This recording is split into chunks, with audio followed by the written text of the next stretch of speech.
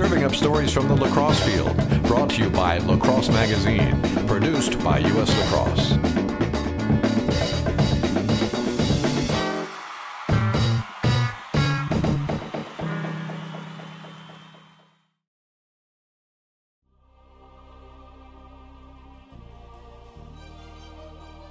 Beast.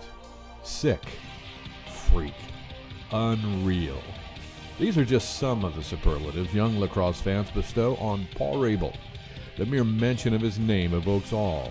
His hair, his stage presence, his athleticism. Rabil is a rock star in pads, or as Lacrosse Magazine would proclaim, welcome to the Paul Rabil era. Well, that statement, welcome to the Paul Rabil era, sort of says a lot. I'm pretty humbled by it. You know, I like to think it has a lot to do with the people that I work with and the people surrounding me. My coaches on both pro leagues, and now Coach Pressler with Team USA, and you know, my sponsors. Under Armour does a phenomenal job of you know, keeping me out there in front of the kids. It seems everyone wants a piece of Paul Rabil.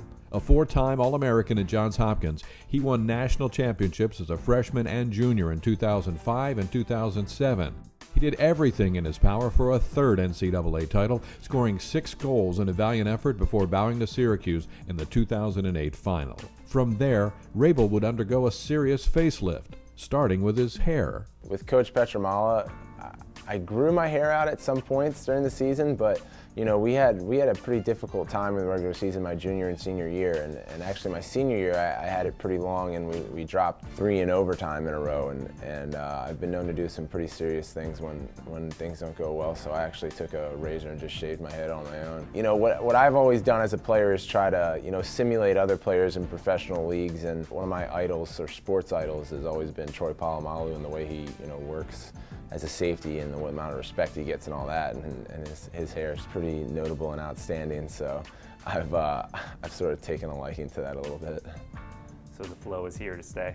For the most part, definitely through the World Games this summer. Rabil is one of just 23 players who will represent the United States at this summer's FIL World Championships in Manchester, England. His newfound stardom would only be amplified by his performance in Major League Lacrosse and the National Lacrosse League with Boston and Washington.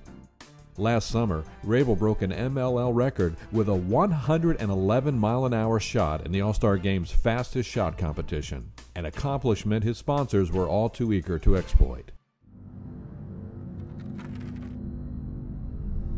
My shot has been clocked at 111 miles per hour. But still I practice, looking for more power, more leverage, more force, more speed. Did I say I shoot 111 miles per hour? How can someone shoot 111 miles an hour? I think you just got to work on really using every muscle in your body, and it can be frustrating, obviously, the first time you try and do it, or the more you try and do it, the less control you have over the ball. You know, my first attempt, I think I hit the pipe in the ML All-Star game. Look out. Crossbars don't count, even at 107. The year before that, I missed the cage, and you're, you know, standing directly in front of the goal 10 yards out. So, you know, it's pretty hard to miss from that range, but, you know, rotating your whole body, starting all the way down at your feet to your ankles, all the way through to your neck muscles, and, you know, I get a little jaw motion in there too.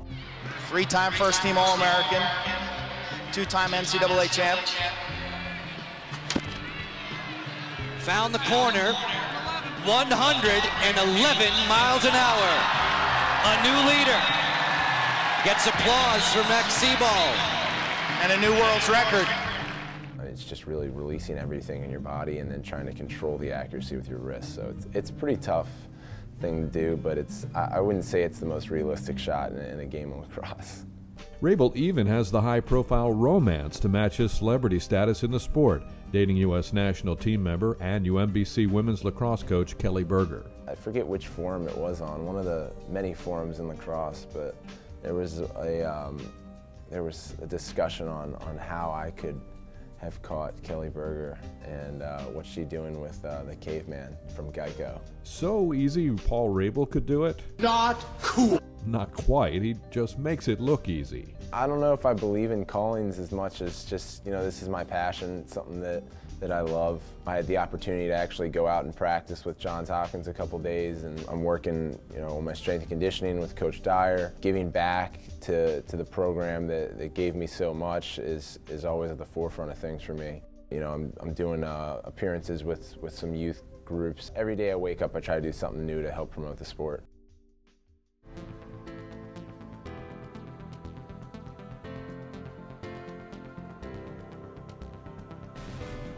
It's Long Island, Baltimore in my mind, and the Long Island guys can't wait to play Baltimore.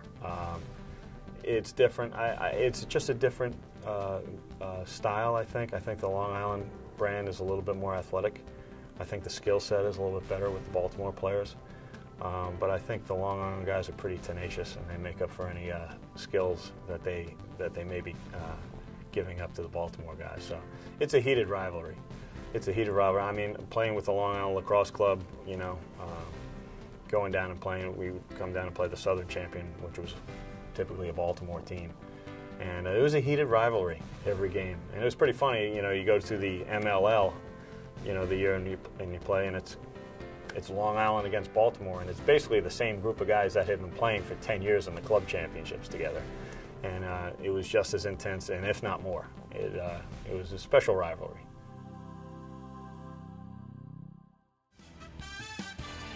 Two-time defending champion Syracuse regains the #1 spot in this week's NCAA Division I men's lacrosse coaches poll, thanks to Virginia's upset loss to Duke.